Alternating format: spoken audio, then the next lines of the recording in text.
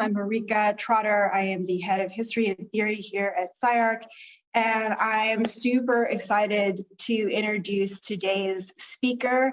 Dr. LeRonn P. Brooks is an associate curator for modern and contemporary collections at the Getty Research Institute, where he heads their African American History Initiative.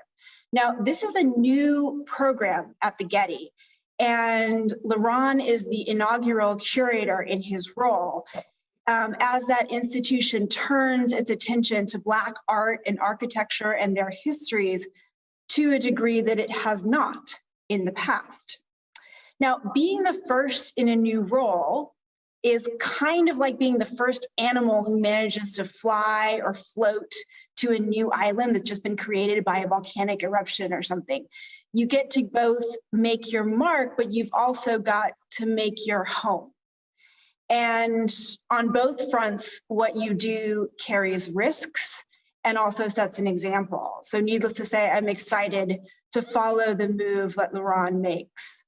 Some of the things that he's done already include acquiring the archive of Los Angeles artist Betty Sayre, a key player in the Black arts movement, the photographic archive of the Johnson Publishing Company, who published Ebony and Jet magazines, and as well as acquiring with USC, with Milton Curry over at USC, acquiring the archive of Paul R. Williams, the 20th century architect, which was erroneously believed to have been destroyed by fire during the 1992 Rodney King uprising in Los Angeles.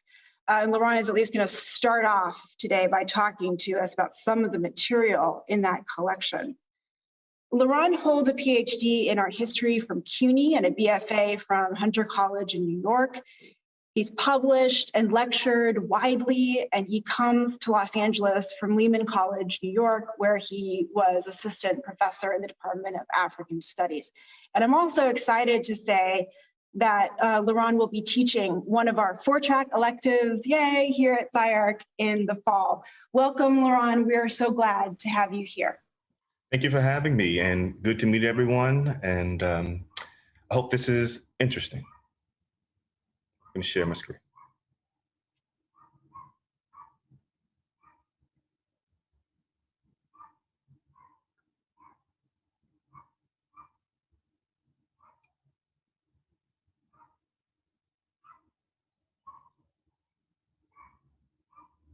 Okay. All right. Excuse me.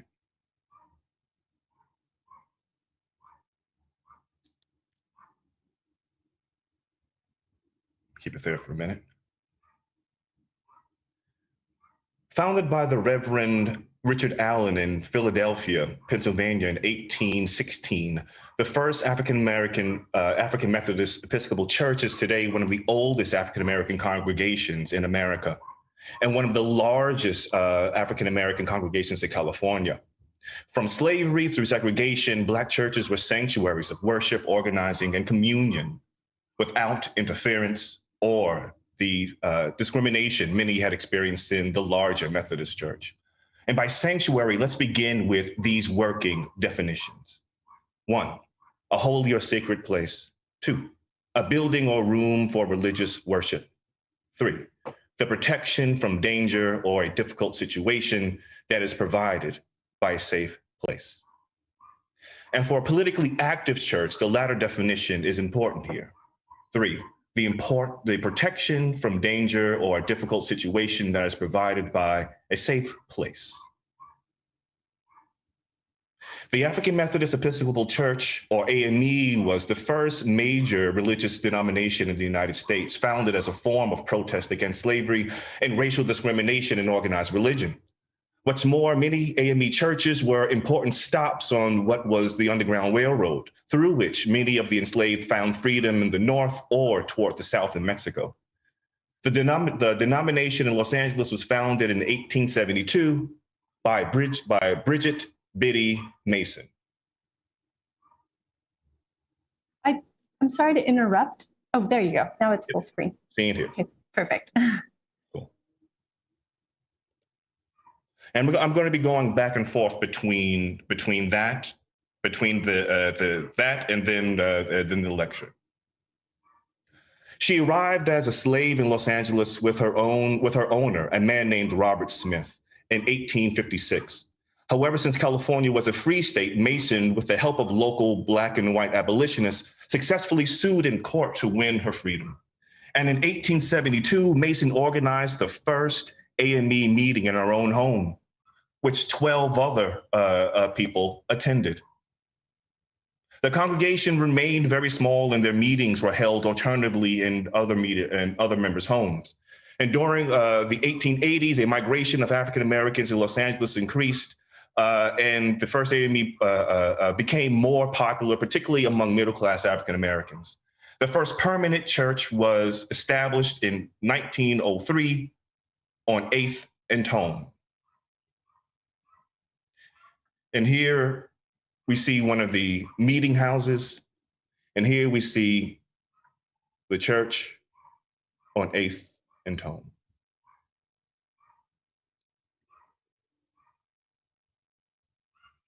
It was located in an African-American business district, and the Gothic-style church became a community landmark. After spending 5 years enslaved in a free state, Bridget Mason challenged Smith, her owner, the person who owned her body, and the court for her freedom. And on January 19th, 1856, she petitioned for herself and her extended family of 13 people. And Los Angeles District Judge Benjamin Hayes took 3 days before handing down his ruling in favor of Mason and her extended family, citing California's 1850 Constitution, which prohibited slavery. As the congregation grew, the church moved into a succession of homes, 10th in Georgia, 1st in Maine, San Pedro Street, and finally, it moved to the 8th and Southtown Church.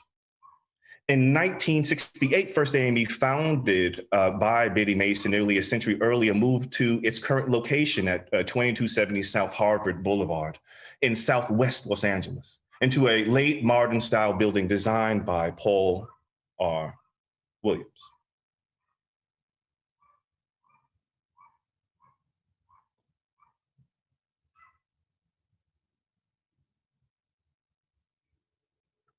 But on an August Sunday, 5 years earlier in 1963, a brigade of supporters and members, each equipped with a gold-plated shovel, broke ground for that new $1 million church building.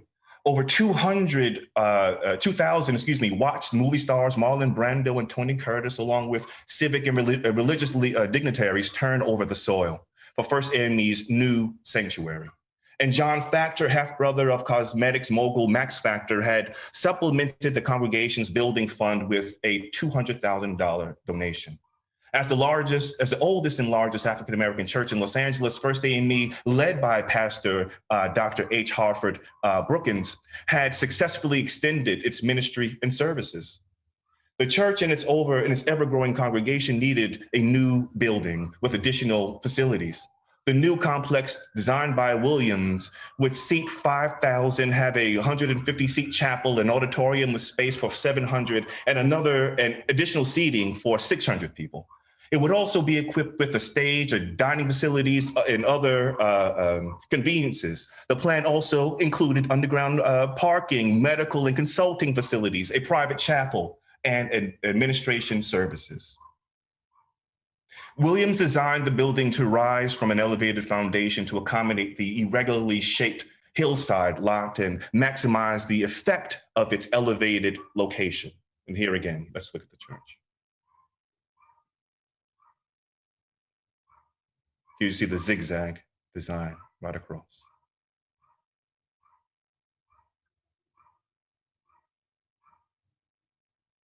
Decorative murals are painted between the bays of the west facade.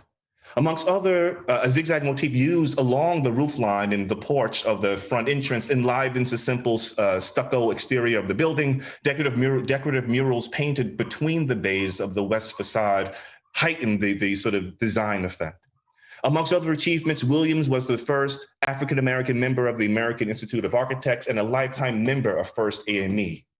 Born in Los Angeles in 1894, Williams, his parents had been members of the church after arriving from Memphis, Tennessee. He was married at First AME, and his funeral was held at First AME. Designing the building was no doubt as great an honor as it was to sit in the church, to sing and share sanctuary in the church, week after week. Walk with me here. And at the groundbreaking ceremonies in 1963, a grand sermon was held on the grass with Williams in attendance. Lawn chairs replaced the church pews, and the open air above the congregation served as that day's ceiling.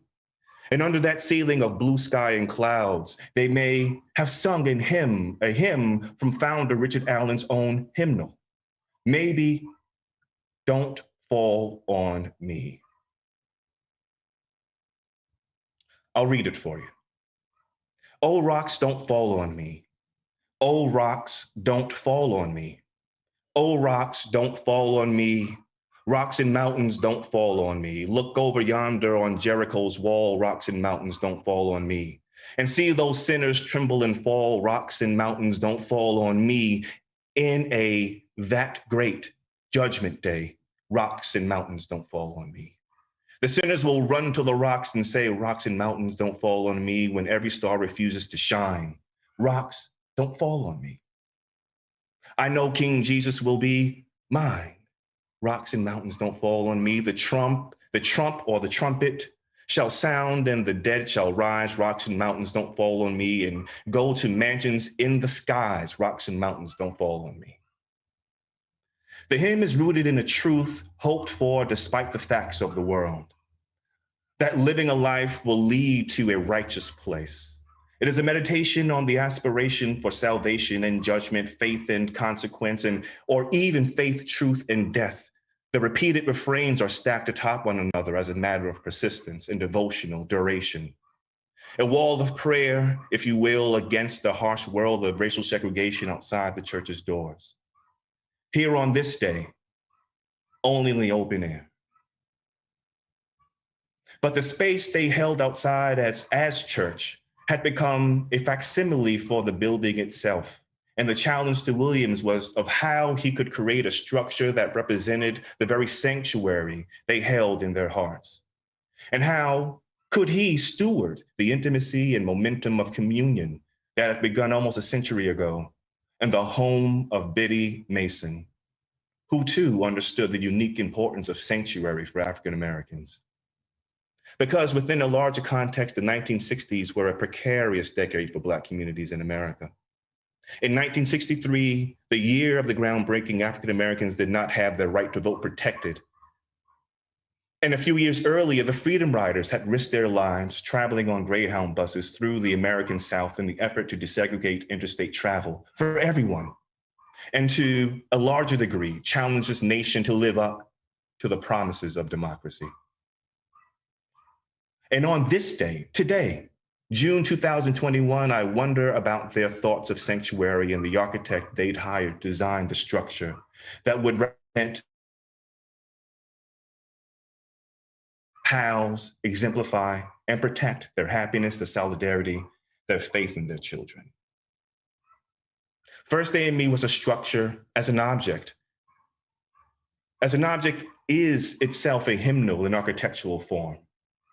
Williams was, of course, the master of many styles, but for all of his more famous buildings and celebrity associations, the architect was as much a pillar of his community as he was the draftsman of buildings that defined individual lives. But here we're talking about a space much closer to home. And I say this as a way of asking, or better yet, questioning, how we think about the relationship between form and function in relationship to community, design, and object. Here, it is a case of form following function, but if the function of the building is sanctuary for a formerly enslaved, as had been for Biddy Mason, for the formerly enslaved, and here in 1963, an aspirant community living in the shadow of Jim Crow, right? How then are we charged today? How then are we given the duty to rethink a structure or an object's relationship to the idea of community, to law, to history, to myth? When Williams died in 1980, his funeral was held at First AME. the building he had designed 17 years earlier. Pastor Cecil Murphy wrote of his childhood, Williams not only designed buildings, he designed lives.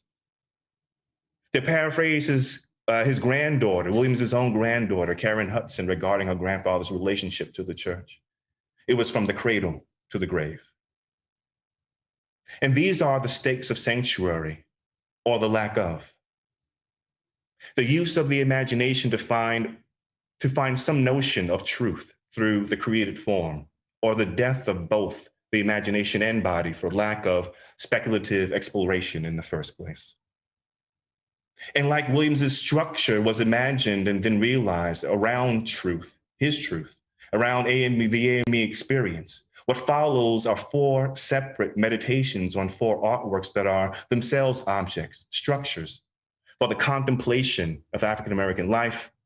And as with the hymn, "Oh, Rocks Don't Fall on Me," I like to begin with a sort of meditation on the notion of truth in art. In her essay, The Site of Memory from 1995, author Toni Morrison writes on this difference for a fiction writer between fact and truth. It's a long quote, so please indulge me a bit. Fact by definition is distinct. Fiction by definition is distinct from fact.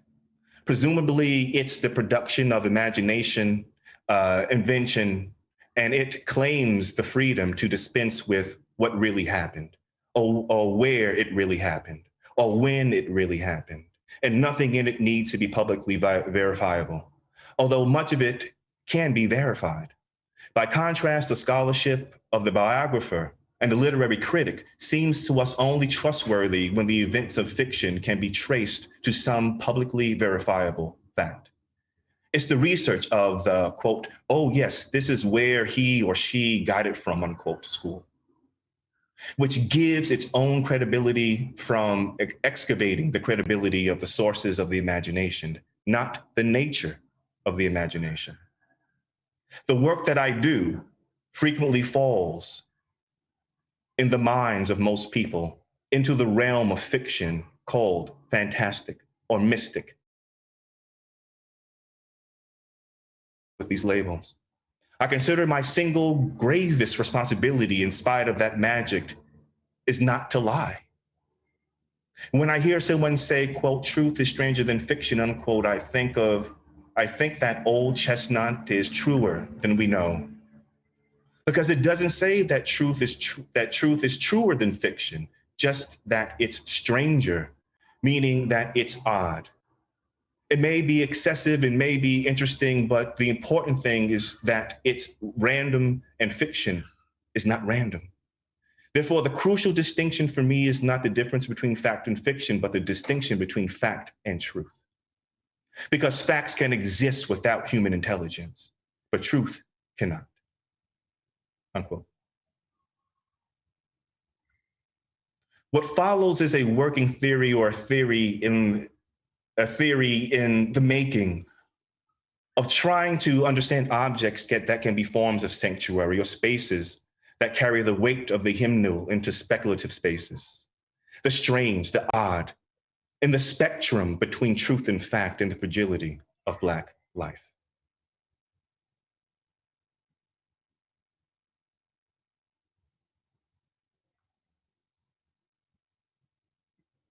It's Paul Williams, first AME. "Oh, rocks don't fall on me."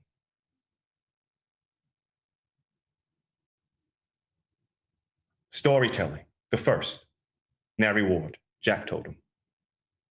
This is Leimert Park, and that's the Jack Totem in the middle.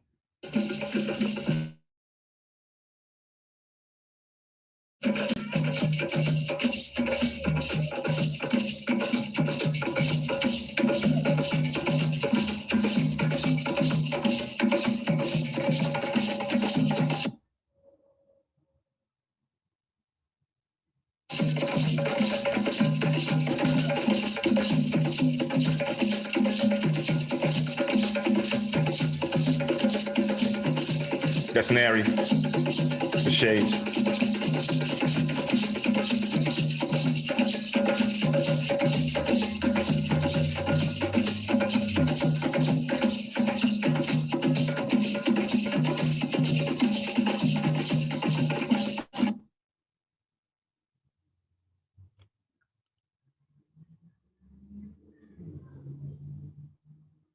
Jack and the Beanstalk. While the story of Jack and the Beanstalk centers on food, artist Nari pulls larger implications from the fable. In it, the character Jack and his elderly mother are destitute, desperate even. She sends him to the local market to sell the family cow for enough money to buy provisions. En route, he meets a man who offers him a handful of beans, the most beautiful beans he'd ever seen, in exchange for the cow. Enamored with the beans and not the cow, Jack listens as the stranger explains that once planted, the beans will grow into the sky, the place of dreams and dreaming overnight. And overnight they did grow, and so did Jack's thoughts of striving and prosperity. So as Jack took hold of what was a giant stalk, his climbing was heartened by thoughts of how his family's fortunes could change for the better. No falling now, the only direction is up, he thought.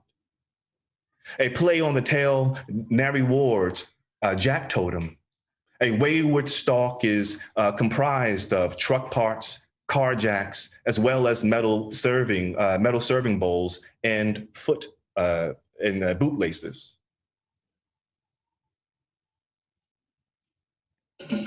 Oh.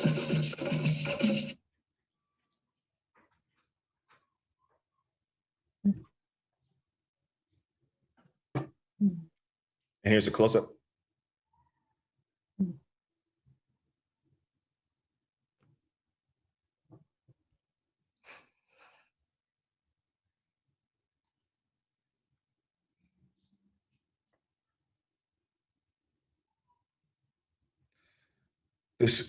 Located in historic Leimert Park, the sculpture becomes a metaphor for a neighborhood embedded with the dreams of African-American strivers in a metaphorical dialogue bound to the notion of enchantment, of chance and change. The jacks, car and truck jacks, are metaphors for lifting. The silver mixing bowls, vessels for holding food, and this preparation and serving. Each is a verb and instrument of action. And the laces harken back to civil rights leader and educator Booker T. Washington and his belief that African Americans should pull themselves up by their own bootstraps.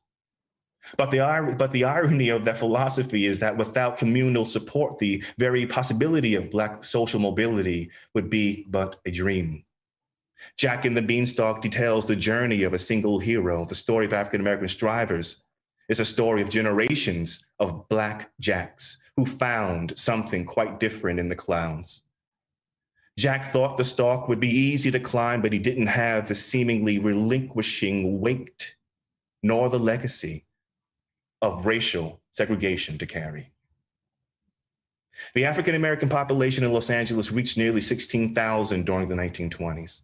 And that number rose dramatically during the Great Migration of African Americans from the South to the city, increasing to over 60,000 by World War II. But decades earlier, by the time developer Walter H. In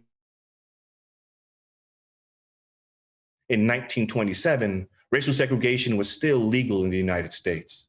In California, both African and Asian Americans were subject to Jim Crow era laws that affected their access to quality education, meaningful employment, and the areas in the state and city in which they could aspire to live. These race-based residential ordinances or covenants were meant to restrict the ability of upwardly mobile Asian and African American strivers to live in areas of the city with better quality homes and amenities, parks. This language of restriction was written into deeds and could keep property from being sold to or bought by non-whites. In-kind covenants were used against African-American families who attempted to move to West Adams or South Harvard Boulevard, where AME Church is located. There were also numerous sundown towns in California, such as Glendale and Hawthorne, where Black people risked their lives if they dared stay after dark. And there was also the very real threat of mob violence if a Black family dared move into an all-white community, such as Leimert Park during the first half of the 20th century. It seems if upwardly mobile African Americans had even tried to climb the stalk born from beings they'd actually earned, the wall of racial segregation and legal discrimination would rise even higher. But whether the threat of vigilante violence or Jim Crow era laws, the ultimate threat for whites in these communities was the presence of Black culture, especially the forms of sociality and culture around food, for example. The Southern culinary traditions Black migrants brought with them to Los Angeles was authentically tied to other Black cultural forms that immersed themselves into American popular mainstream culture. In this way, the preparing and consuming of soul food was as cathartic and inseparable from the blues, jazz, R&B, and rock and roll music. Black culture exists as the root and along every branch of American culture. Thusly, the delicious sounds and smells that would possibly emerge from the windows of Black homes expressed a form of power in their deep authenticity. If only in the realization that much of what white Americans love about American culture, the jazz, the rock and roll they listen to, or the fried chicken they ate, begins in some way with Black culture. From the music on the radio to whatever is new on the dance floor and those godly tufts of scent rising from the chicken frying in the skillet. The spirit of food calls back ancestry. It is its own sanctuary. The skill and labor in preparing it, as well as the creation of prayers and praying over it, it is all as spiritual as it is physical. Food takes us on as much of a journey as we have taken it, across the Atlantic in the hulls of slave schooners with recipes woven into our thoughts and along every tree branch, like sketch with those spiritual and geographic connections. Ward led a procession of traditional African drummers in a ritual and symbolic migration around Leimert Park and his Jack totem. And in the park, they formed a smaller circle around the sculpture that was no sculpture. It was an embodiment of dialogue between the tale of a mythic event and a part of American history so epic it aspires to myth. The sculpture itself was both an intersection and a symbol of this exchange. The artist also created a persona of the enchanted server and created speculative tools reminiscent of both food-serving utensils and ritual objects. As a spoonful of food is a magic object in the eyes of the hungry, and a handful of magic beans is itself a meal for the imagination, strivers like Jack exist in the imaginary future only reached by climbing, effort, and dreaming. And on the same day as Ward's concentric migration around Leimert Park, a row of Black-owned food trucks lined the street in front.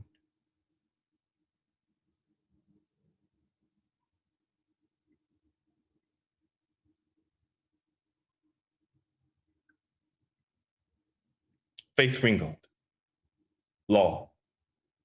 Now, the title of the painting, I won't say the complete title of the painting because it just won't sit right on my soul today to say that repeatedly, so I will say Die-N. But Ringgold uses this title strategically because that's what she was called often.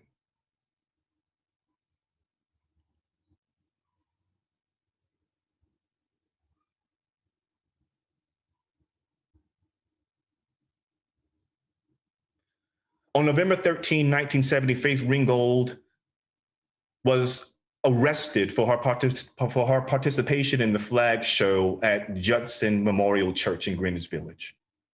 At the time, there were protests against the war in Vietnam in every city, including New York, and a member of the People's Flag Show Committee had organized a show. Ringgold was in line with the seemingly ubiquitous spirit of mass protest and the challenging of then President Richard Nixon's increasingly authoritarian style of governance. But more specifically, by using the American flag as the show's theme, the committee and the nearly 200 artists therein were attempting to explore the diminishing limits of the First Amendment in a metaphorical proxy war here at home. The years of anti-war protests, Black rebellion, and assassinations of Black revolutionaries during the 1960s provides a necessary context for the arrest of the People's Flag Show, at the People's Flag Show, and of Ringgold herself. Now, I know I'm running out of time here. It's 2:32 already, so I'll try to move forward toward the point.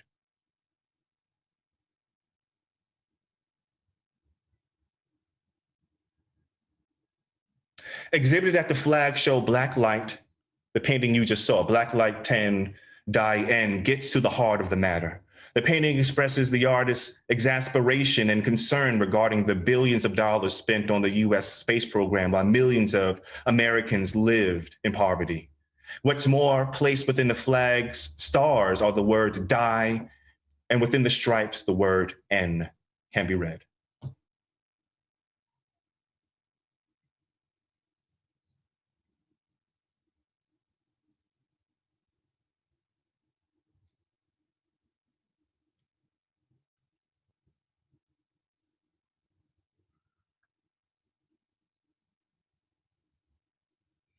The work is at one time at once existential and true in its bitter juxtaposition of liberty and hate to anyone with an understanding of the treatment of African Americans in this country, from the Middle Passage to hundreds of years of chattel slavery, through legal segregation and extending to the murder of George Floyd and every other name we dare to remember.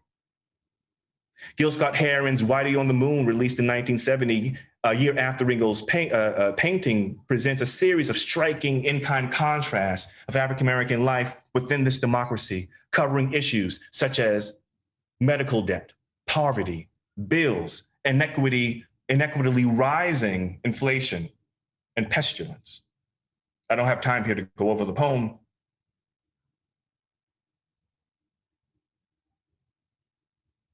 But let's think about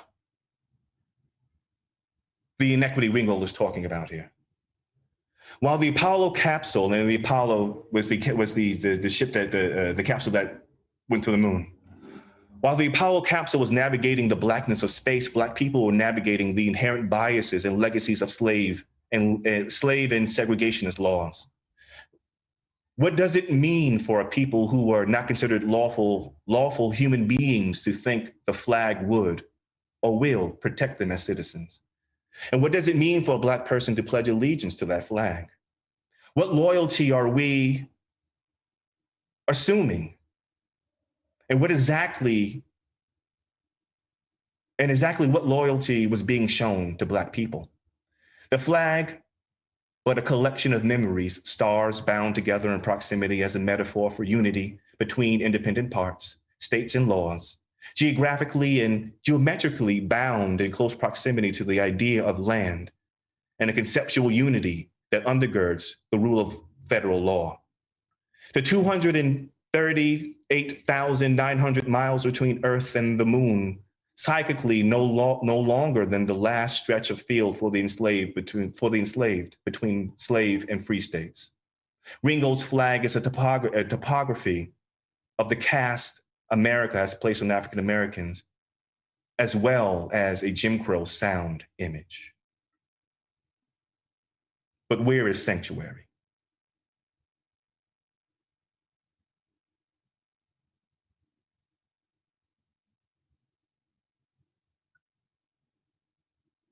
I'll skip to the last image to leave room for questions in the time we have here.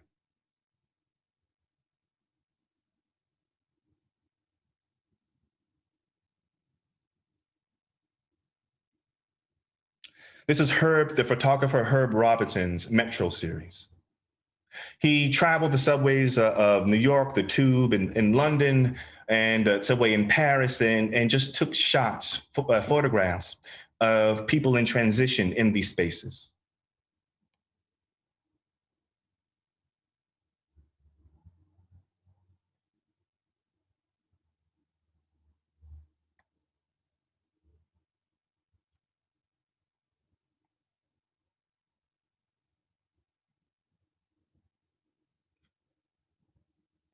The title of this section is Nowhere.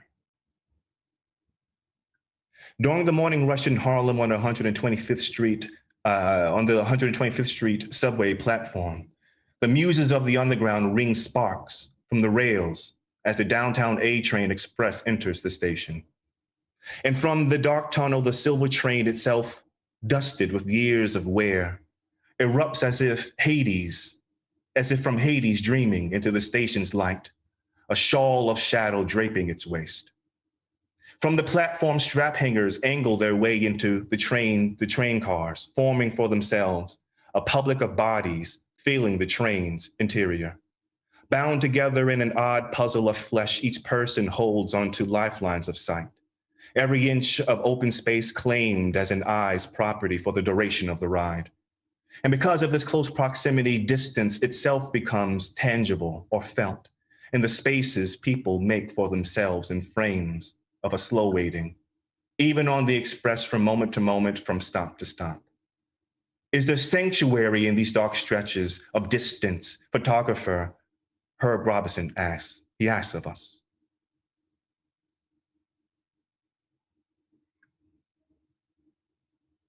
The photographs capture a perfect nowhere created by the kinds of erasure or the unsafety, the unsanctuary of one's own memory as tied to place, to structures, to homes, to streets, and the kinds of ephemera that summon the recollections and memories of one's life in an order that raises them from fact to the truth of an instance of human connection, stitched together to build a chain of lucid memories, stacked together as stanzas, as a wall of bricks, as a poem, an accumulation that we call years. But erasure undoes both sanctuary. In her 2011 book, Harlem is Nowhere, A Journey into the Mecca of Black America, author Sharifa Rhodes Pitts, in writing about her friend, an elderly woman named Miss Bessie, who I also had the pleasure of knowing in my days in Harlem. Here's what Sharifa writes about Miss Bessie. Quote, Miss Bessie once said that there wasn't anyone left, that she would like to go home, but there wasn't anyone at home. If there isn't anyone there any longer, there's almost no question that her letters weren't received. They are all scattered, they're all gone. If she hadn't mentioned them to me, I would have thought to ask. Miss Bessie's letters are not at all the kind of thing you can expect to find at Mr. Schomburg's library, because they are not, in his sense, evidence of anything of much importance. They would give evidence of a girl going through a small place, going from a small place to a much larger place, evidence of the people she left behind, those she came to know, of the places that gave her shelter that are no longer there, of the cruelties she suffered at the hands of people who are long gone. The letters are gone, and so is the building across the street from Miss Bessie, where Miss Bessie once lived. She points to the towers of Lenox Terrace. They were erected where tenements and brownstones once stood, raised during the hyperactive slum clearance programs of the 1950s. Miss Bessie remembers all of the addresses of all the buildings where she ever lived in Harlem. She sometimes plays their digits in combination for the daily number, along with the addresses of the buildings where her sisters lived, and the birthdays of her sisters, and the birthdays of her dead husband and dead children, unquote. Miss Bessie was one of the many elderly old-time Harlemites who stood on Harlem streets during the early morning like attendant figures guarding ancient temples on causeways named after Black people who had made the neighborhood proud. Their eyes passing along the bustling avenue slowly, as if in remembrance of histories she understood, not to speak or take lightly. And in that meditation, I'd like to leave it here, this idea of sanctuary in the time that we have. And this idea of sanctuary beginning with the church, beginning with architecture, and the question of sanctuary in objects that exemplify myth, law, storytelling, right? And so it's a working theory. And thank you for everyone for sitting through this. Thank you.